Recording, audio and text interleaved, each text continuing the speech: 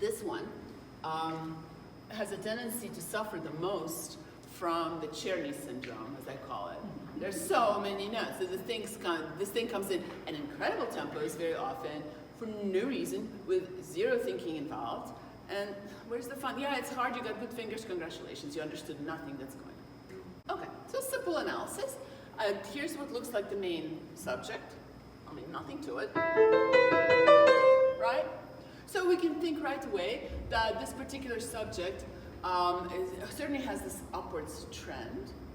Also, depending on which edition you're using, anybody's got a Czerny edition over here?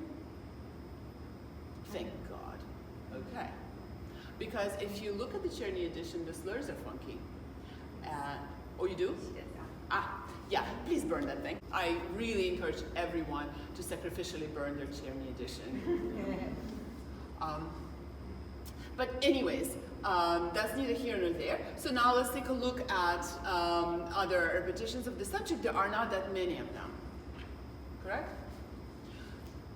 So there's got to be other stuff in here. So if we look at the second line, there's an awful lot of this stuff, sort of broken chords trending down. There's a lot of that going on.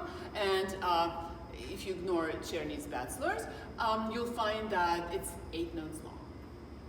Just the way the blue subject is 8 notes long. Okay, good. Very good. But you notice that doesn't help us out too much either, because there's clearly lots more stuff here. And that's, to me, what the real fun is. So let's start looking at some variants. So once we had on the second line a whole bunch of these 8-note things, then the thing seems to decompose itself into just 4-note little chunks. I mean, they're clearly derived from the main thing, but they're much shorter. So that probably tells us something about the dynamics. I mean, in fact, 2 possible interpretations are possible, I would think, that maybe that means Bach wants more excitement, so we're going to crescendo now, or because it's literally decomposing, so we can relax now. Plain steamrolled interpretation, probably not. Okay, so you can see that there's a lot of these 4-note things.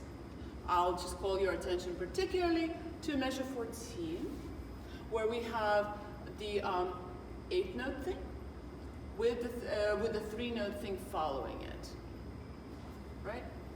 So now it becomes like a little cloud, because then you notice that now we've had 8, we've had 3, now we have 4. Sorry. So now we have 12. So now our motive is 8 notes long, and it has that cute little twist in the end. I mean, it's a beautiful thing, right? There's a whole bunch of them. It's another sequence, and you can decide if the sequence does a crescendo or diminuendo. I can buy all kinds of different interpretations. What's interesting now is what's happening after. Another voice does, right? Most times, here's what I hear.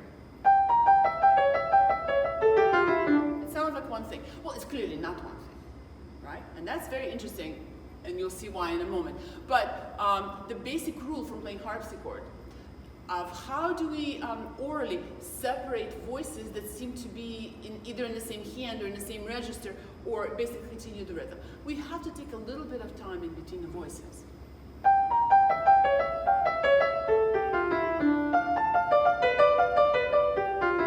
Just a teeny bit. Right? That way, to the ear, it's very clear that the 4-note green thing is in fact a separate voice, a new happening. Because if you look at the 3rd line of the 2nd page, look at what's going on. So now the green thing has been very much joined in to the same voice.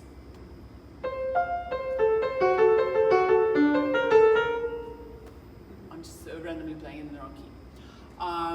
But did you see what I mean? So now you don't take that time. Now you show us it's all in the same voice. And Bach likes it so much that he does it 3 times. So here's measure 20.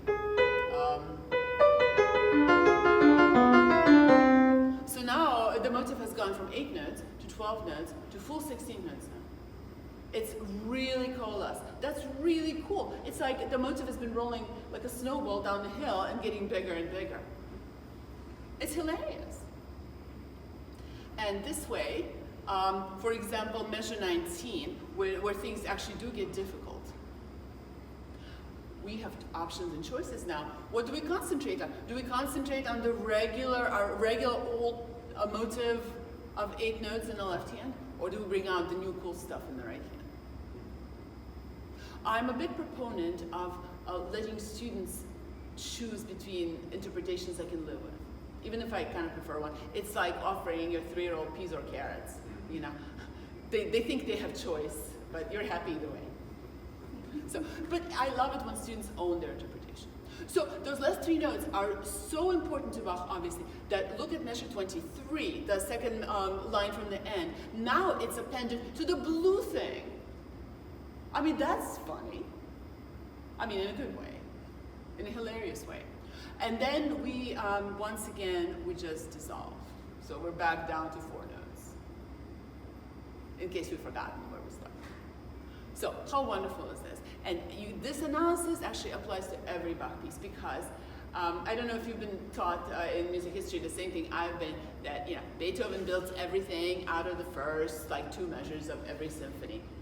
Congratulations, Bach does the same thing, and he did that 2 generations before. So, and I find this kind of analysis really